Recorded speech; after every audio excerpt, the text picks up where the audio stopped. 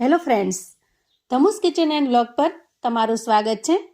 મિત્રો, ઉનાળાની શરૂઆતમાં કાચી કેરી આવતા જ ચટપટા અથાણા બનાવવાની શરૂઆત થતી હોય છે. તો આજે હું પણ તમારી સાથે એક ચટપટું ઇન્સ્ટન્ટ અથાણું બનાવવાની રીત શેર કરું છું. દાળ ભાત હોય કે શાક રોટલી, આ અથાણાથી જમવાનો સ્વાદ 100% વધી જશે. એવું સરસ ટેસ્ટી બને છે. તો ઝટપટ બનાવીએ કાચી કેરીના ઇન્સ્ટન્ટ મોરિયા. સૌથી પહેલાં અહીંયા એકદમ ફ્રેશ એવી 300 ગ્રામ જેટલી કાચી કેરી લીધી છે. હવે આ કેરીને આપણે ધોઈ લેશું અને એકદમ સરસ ચોખ્ખી કરી લઈશું. આ રીતે કેરીને તોડ્યા પછી એની અંદરથી દૂધિયો રસ નીકળે છે, જેને આપણે ચેપ પણ કહીએ છીએ. તો અહીંયા પાણી લઈ હાથથી ઘસી કેરીને એકદમ સરસ ચોખ્ખી કરી લઈએ. અહીં ધોઈને સાફ કર્યા પછી આ રીતે કોઈ નેપકિન અથવા તો કોટનના ટુકડાથી કેરીને લૂછી લઈશું, જેથી એના ઉપર જે કાંઈ પાણીનો ભાગ હોય એ દૂર થઈ જાય. અને સરસ રીતે કોરી કર્યા પછી જ કેરીને આપણે સમારી લઈશું. સૌથી પહેલા ઉપરનો જે ડીટીયાનો ભાગ છે એને દૂર કરી લઈએ. અહીંયા અથાણાને તમે કેરીનું ઇન્સ્ટન્ટ અથાણું પણ કહી શકો છો, અથવા તો કેરીના ઇન્સ્ટન્ટ મોરિયા પણ કહી શકો છો. ગામડામાં નાની કેરીને મોરિયા કહેવામાં આવે છે અને એ કદમાં નાની હોય છે. હવે અહીંયા તમને જે સાઈઝમાં ફાવે એ સાઈઝમાં તમારે કેરીને કટ કરી લેવાની છે. હું અહીંયા મીડિયમ સાઈઝના પીસ કરી રહી છું. જુઓ, આ રીતે આપણે કેરીના પીસ કરીને તૈયાર કરી લીધા છે. જ્યારે પણ તમે આ ઇન્સ્ટન્ટ અથાણું બનાવો ત્યારે ખાસ એ વાતનો ખ્યાલ રાખવાનો કે કેરી હંમેશા તમારે ફ્રેશ લેવાની છે. લાંબા સમય સુધી પડી રહી હોય, એકદમ ઢીલી થઈ ગઈ હોય અથવા તો પીળી પડી ગઈ હોય એવી કેરી બિલકુલ ન લેશો. એવી કેરીથી અથાણું ઝડપથી બગડી જશે. ત્યાર પછી આપણે એક મિક્સિંગ બાઉલ લઈશું અને તૈયાર કરેલી કેરીને એમાં ટ્રાન્સફર કરીશું. હવે આપણે કેરીમાં અડધી ચમચી જેટલું મીઠું ઉમેરીશું અને 5 ચમચી જેટલી હળદર ઉમેરીશું અને મીઠા અને હળદરને કેરીની અંદર સરસ રીતે મિક્સ કરી લઈશું.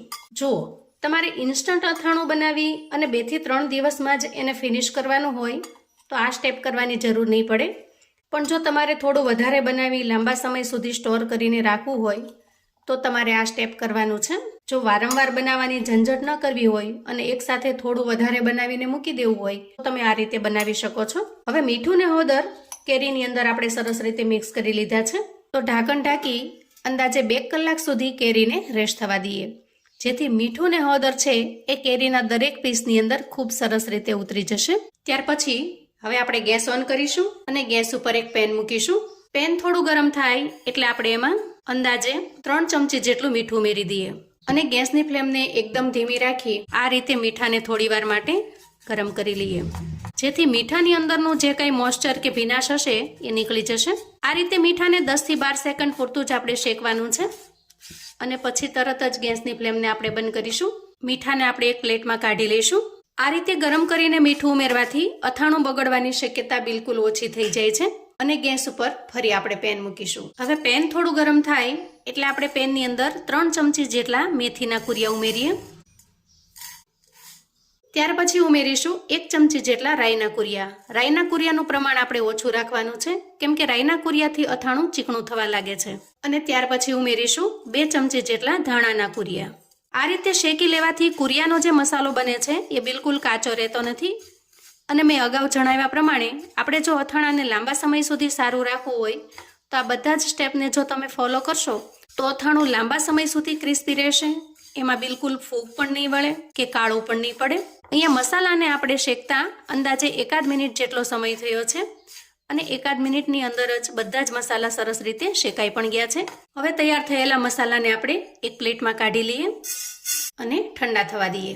હવે જુઓ, આ મિક્સ કરેલા કુરિયા ઠંડા થઈ ગયા છે. એ સમયે આપણે એક મિક્સર જાર લઈશું અને એમાં કુરિયાને ટ્રાન્સફર કરીશું અને ત્યાર પછી એમાં અડધી ચમચી જેટલી વરિયાળી ઉમેરીશું. તો આ અથાણામાં પણ એનો ટેસ્ટ ખૂબ સરસ લાગશે. હવે મિક્સરને 2 થી 3 વખત પલ્સ મોડમાં ચલાવી મસાલાને થોડો ગ્રાઇન્ડ કરવાનો છે. બહુ વધારે ફાઇન પાવડર ન બનાવતા, માત્ર થોડો જ આપણે ક્રશ કરીશું. જુઓ, આ રીતે આપણે પીસી લેવાનું છે. હવે અંદાજે 2 કલાક પછી આપણે કેરીને પણ ચેક કરી લઈએ. અહીંયા કેરી ઉપર હળદરનો એકદમ સરસ કલર ચડી ગયો છે અને એના અંદરથી પાણી પણ રિલીઝ થયું છે. તો હવે આપણે કોઈ નેપકિન અથવા તો આ રીતે કોટનનો ટુકડો લઈશું અને કેરીના પીસને આ રીતે આપણે છૂટા છૂટા પાથરી દઈશું. હવે તમારી પાસે જો સમય હોય તો અંદાજે 2 કલાક સુધી ઘરમાં જ કોઈ જગ્યાએ હવાની અવરજવર હોય ત્યાં ટુકડાને મૂકી દેવાના, જેથી એના ઉપરનું જે મોઇસ્ચર છે એ દૂર થઈ જશે. અને જો ઇન્સ્ટન્ટ અને ઝડપથી બનાવવા હોય તો પંખો એકદમ ફાસ્ટ કરી એની નીચે 10 મિનિટ સુધી મૂકી દેવાના, જેથી ખૂબ ઝડપથી કોરા થઈ જશે. આ પ્રોસેસથી અથાણું બનાવવામાં તમારે થોડો સમય વધારે લાગશે, પણ એક સાથે જો જાજુ બનાવીને મૂકી દેશો તો વારંવાર બનાવવાની ઝંઝટ પણ નહીં થાય અને લાંબા સમય સુધી સ્ટોર કરી શકશો. આ રીતે 10 મિનિટ પંખા નીચે રાખવાથી બધા જ પીસ એકદમ સરસ કોરા થઈ ગયા છે. ત્યાર પછી એક મિક્સિંગ બાઉલ લઈએ અને ક્રશ કરેલા કુરિયા એમાં ઉમેરી દઈએ. હવે અહીં એક પેનની અંદર મેં 3 ચમચા જેટલું તેલ ગરમ કરી લીધું છે. એ તેલની અંદર આપણે 5 ચમચી જેટલી હિંગ ઉમેરીશું અને સરસ રીતે મિક્સ કરી લઈશું. હવે ગરમ થયેલા આ તેલને આપણે મિક્સિંગ બાઉલમાં ઉમેરીશું અને બાઉલને થોડી વાર માટે ઢાંકી દઈશું, જેથી ગરમ ઉફાળા તેલની અંદર કુરિયા સરસ રીતે શેકાઈ જશે. અને અંદાજે 5 મિનિટ પછી આપણે ઢાંકણ ખોલી લઈએ. અહીંયા અથાણું બનાવવા માટે બને તો તમારે શીંગ તેલનો ઉપયોગ કરવાનો.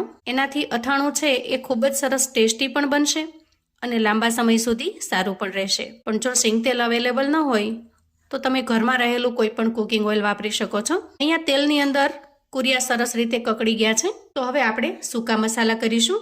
5 ચમચી જેટલી હળદર ઉમેરીશું અને 1.5 ચમચી જેટલું લાલ મરચું પાવડર ઉમેરીશું. ત્યાર પછી 1/2 ચમચી જેટલું કાશ્મીરી લાલ મરચું લઈશું, એને પણ ઉમેરી દઈએ. એનાથી કલર ખૂબ સરસ બનશે અથાણામાં. અને છેલ્લે આપણે શેકીને તૈયાર કરેલા મીઠામાંથી સ્વાદ પ્રમાણે મીઠું ઉમેરીશું. ખાટા અથાણાની અંદર મીઠાનું પ્રમાણ થોડું વધારે હોય છે, જેનાથી અથાણું ખૂબ જ સરસ ટેસ્ટી બને છે. હવે આ બધી જ વસ્તુને પહેલાં સરસ રીતે મિક્સ કરી લઈએ. ખાસ કરીને આ બધા જ મસાલા તેલ થોડું ઠંડુ થાય પછી જ કરવાના, કેમ કે ગરમ તેલની અંદર જો મરચું ઉમેરીશું તો એનો કલર કાળો થઈ જશે.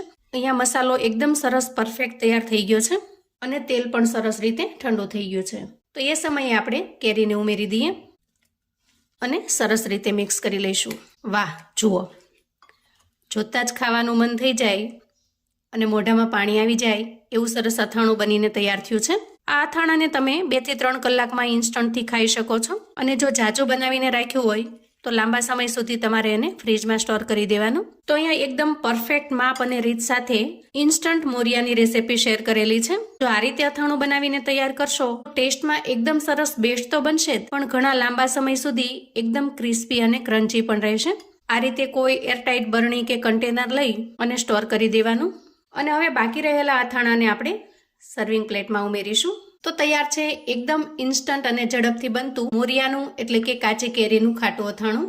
તો આવું અવનવું જાણવા માટે અને મને સપોર્ટ કરવા માટે ચેનલ પર જો તમે નવા છો તો પ્લીઝ ચેનલને સબસ્ક્રાઈબ કરો. વિડીયો ગમે તો લાઈક અને શેર કરો. તમારા સગા સંબંધી મિત્રોને પણ આપણી આજની એકદમ ઇન્સ્ટન્ટ મોરિયા બનાવવાની રેસિપી ચોક્કસથી મોકલી આપજો, જેથી એ લોકો પણ બનાવીને તૈયાર કરી શકે, એન્જોય કરી શકે અને એના પરિવારને પીરસી શકે. કોમેન્ટમાં મને ચોક્કસથી જણાવજો મિત્રો કે આજની આ ઇન્સ્ટન્ટ મોરિયા બનાવવાની રેસિપી તમને કેવી લાગી છે. ફરી મળીશું એક નવી રેસિપી સાથે. ત્યાં સુધી આવજો મિત્રો.